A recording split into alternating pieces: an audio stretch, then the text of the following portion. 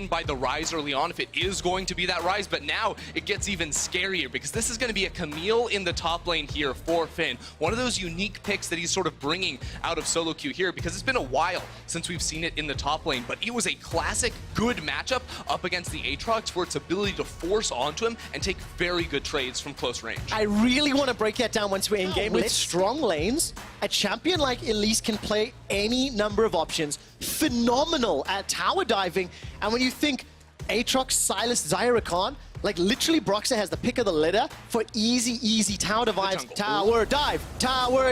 Bwipo's gonna be backing away. Here comes Kikis. Defensive flash already used. Broxah swaps back to human form. Looking for the cocoon. Needs to throw it through the minions. That's first blood already picked up. Secured solo for Nemesis. Now Kikis is in trouble. Next Nemesis takes one tower shot. Repel up, drop down. Fnatic find two beautiful kills. That was absolutely perfectly played. Now Senkux is here. Teleport comes in from Finn. Is he gonna flash forward? He actually cancels the E there from Finn.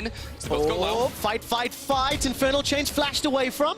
Bwipo's not going to be able to continue the chase, but that Summoner spell used. There's the Dark and Blade used once and twice. He has hook shot. He's right. Finn's looking for an opportunity. If he gets the knock-up, it can work in his favor. Not going to do it just yet. Broxah knows exactly where he is, and Broxah wants to fight him. All right, so here we go. One-on-one in the top lane, one-on-one in the jungle. Fnatic are winning both. Broxah's not going to find the cocoon, but the repel is just in range. Kikis is looking for a target. He's flashless, remember. Red buff is ticking away. Very cheeky play on the Sonic Wave.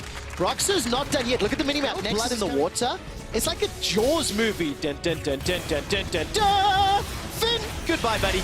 Not much you can do. Hextech ultimates will buy a few seconds, surely. And here comes Broxah, Venomous Fang. Come on, one more bite. We'll be able to pick it up. Looked a little dramatic at the end, but just easy, beautiful, clean League of Legends. Then maybe they can try to get us something. Are you a fisherman at all, Ender? Because right now, Fnatic are using some bait. Gonna chase down into Hiku, down to 100 HP. Here comes Nemesis from behind, though. Rekkles summoning heal has already been used. He's holding on to Flash. Nemesis looking for one. Gonna flash forward. Hiku sidesteps for a few seconds, but this is a four-man stack in the bottom lane.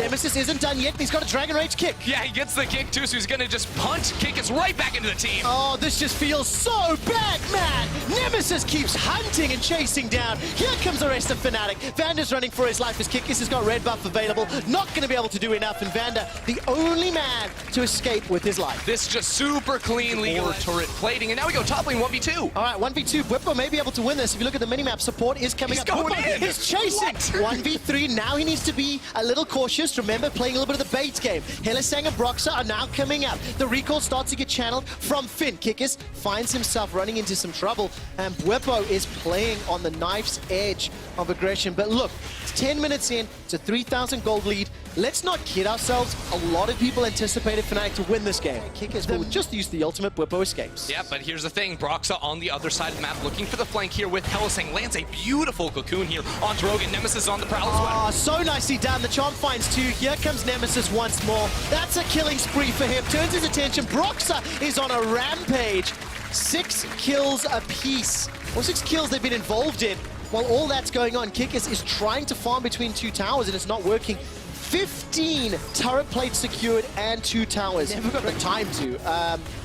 Nemesis just shoved and pushed mid lane every single time, and he's duoed up with this Elise of Broxah to give Fnatic this phenomenal lead. First dragon will be secured shortly. The last tower is going to fall over in a moment or two, and for Fnatic, it's just a matter of how long will it take him to finish this game? Yeah, that's definitely the question. I think that, you know, as we have a little bit of time, it's nice to... You're looking to the next few weeks. Seeing how well Broxah, Nemesis, and Bwipo are stepping up is very impressive. Nemesis goes a little bit of a tower dive. The volatile spiraling not going to be enough to kill Senkux, but look, there's so much damage. And there's 2 other members in the standings, potentially 3, to potentially surpassing them in the coming weeks.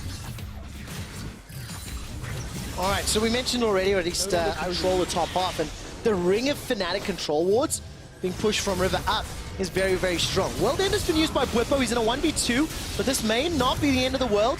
He does actually get revived, and here comes some support from Nemesis. Bwipo manages to survive a few seconds longer. Not going to pick up the kill. kill just yet. Dash away from Infernal Chase. That's the first kill for Rogue. Now Nemesis is in a lot of trouble. 4 members of Rogue are pushing in, but look at the top of the map. Yeah, Fnatic just continue to push, and it's because of the teleport from Nemesis. He forces all 5 members of Rogue to commit to the bottom lane. So Fnatic get away with an 18-minute inhibitor tower. Unbelievable. 6 towers secured.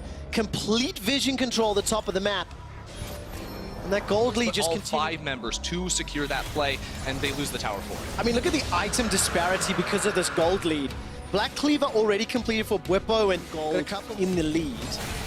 There's a little bit of trade between Finn and Bwipo in the bottom lane. Thank you for bringing that up on the screen. Fnatic will use this timing window to secure themselves at least one more tower. We'll take a look down the bottom lane. Finn may actually be winning this fight for the moment. World Ender is at max stacks, and Finn flashes for his life. Bwipo ends up winning it entirely. That's some advantage, and obviously Finn does not want to commit. Without any vision, they're gonna try to get some back themselves. Okay, Bwipo's got some sustain here. Will get taken out by Senkux. Senkux is able to pick up the second kill of the game. 1 or 2 people. Miscommunication here from Fnatic. They're gonna have to hold that thought because they're going in. All right, they are indeed. Vander's gonna be the first target. Hilly continues to chase into the back line. Red Buff, I didn't see who picked that one up, but Hilly bites off more than he can chew, and he gets taken down.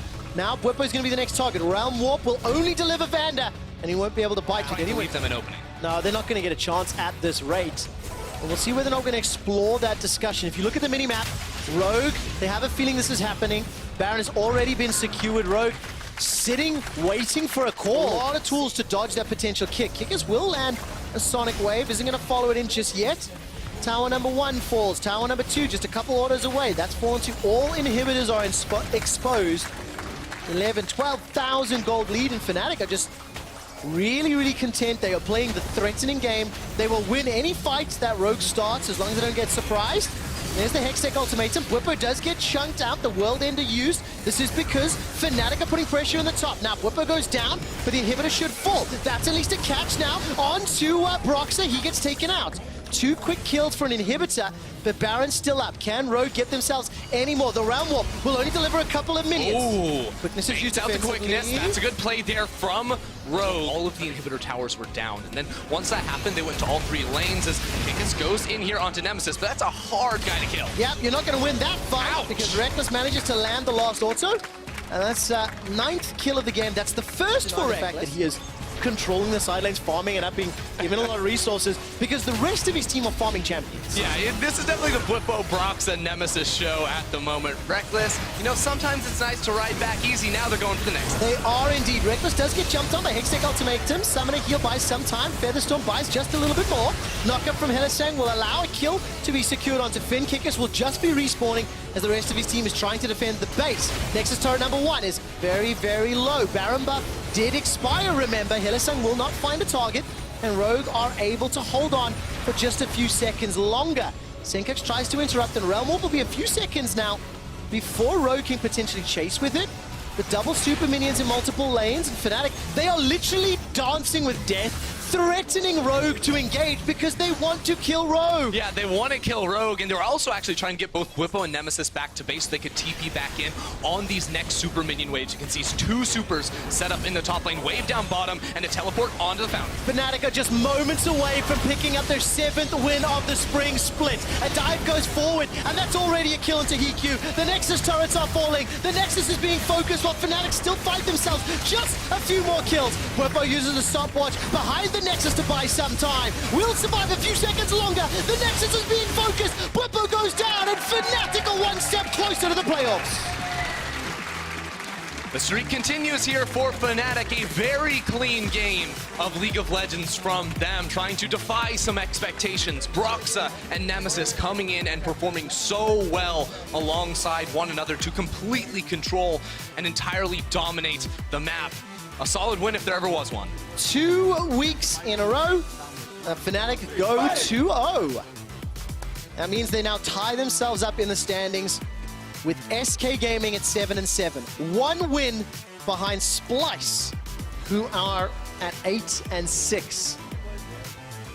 And it is just a really interesting position to be in when you consider Fnatic still have to play Splice, and they are currently 1-0 up over Splice. So that could be a very pivotal matchup when we get towards the end of the spring splits. I mean, there's so many important matchups coming up here for Fnatic, and it's really incredible too, because you look 2 weeks ago, and even though we